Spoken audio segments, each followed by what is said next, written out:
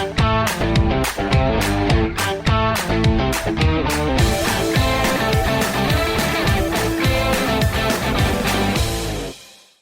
and welcome to Buildings of Tomorrow.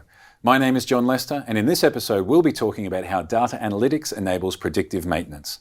I'm joined today by Tyson Soutter, a Global Business Development Manager for Digitalisation at Siemens Smart Infrastructure. Tyson, thanks for joining us. Thanks, John. Give us an insight on how data analytics enables predictive maintenance.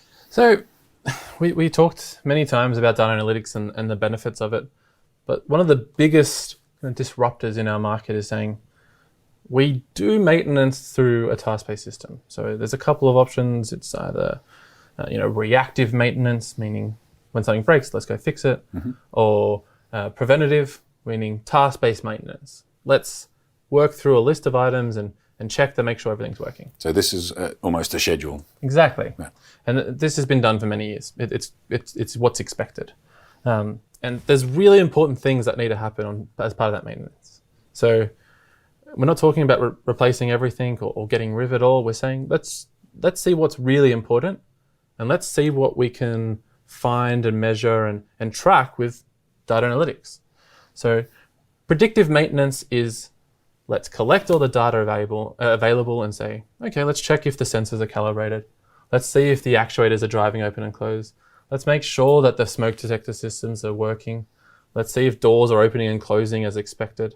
This is all checks that we can do with data analytics. There's some really basic tasks that are no longer required. And once you start doing that, you can say, okay, let's not check the things that are working. Let's create a list of the stuff that we know that's not working, or we think could be near point of failure, going down in performance. So you can really create a list of tasks that are driven through data where the individuals on site are saying, okay, I don't have to go and see if something's working. I know something's not right here. The data is telling me so. Let's go see what's happening. So changing this maintenance approach from reactive, like you mentioned, fixing something when it breaks, from having a schedule and changing things, which could mean we're changing things that have absolutely no issue and that we're spending money where we don't need to, and becoming proactive and understanding what could happen in the near future or what is not behaving how it should, and then directing our efforts there. Exactly, and as we get more data points every single day, and it becomes more complex to maintain these systems. So it's very important that we have digital services that can really solve these problems.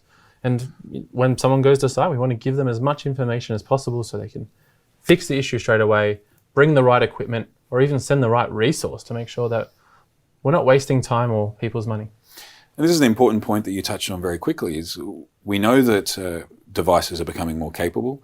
We know that systems are becoming more complex. We know that more systems are talking and working on the same networks and all these sorts of things. So our buildings are getting more complex. If we took a traditional approach to maintenance, then this very quickly becomes untenable as far as the resources required to deliver this. So we need predictive maintenance, not just to improve what we do today, but to actually absorb the stresses and the demands that we'll have in the near future. Exactly. So just because we have more sensors doesn't mean that they're going to be working, even longer. They're still going to fail. So we really need to make sure that we can scale our solution to enable these new technologies. You also mentioned earlier something about a workflow to make sure that when you go to fix something, you have the right parts already. So is this an aspect of when you have to go and do maintenance, you're actually better prepared? Yeah. So when you attend site, you know exactly what type of equipment you're going to be working on. If you have the data, you can say, okay, this looks like it's failed clearly. Let's bring a replacement. Let's just do the work while I'm there. It really reduces the amount of visits required, but also keeps everyone engaged. So you can instantly deliver value, you're solving problems straight away, and then you're showing the value to the customer so they can really see the work you're doing.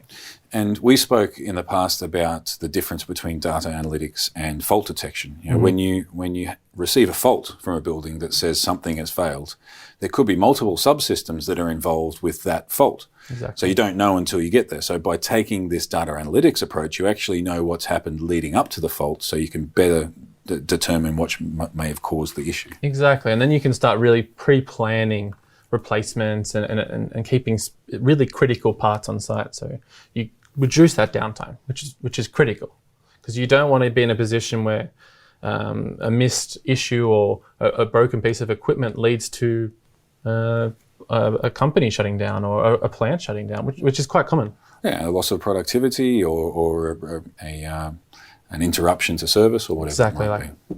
Wonderful. Thank you. Thanks, John. And thank you all for joining us here on Buildings of Tomorrow. Please comment, share, and like this episode, and also ensure to subscribe to us here on this channel. We'll see you again soon.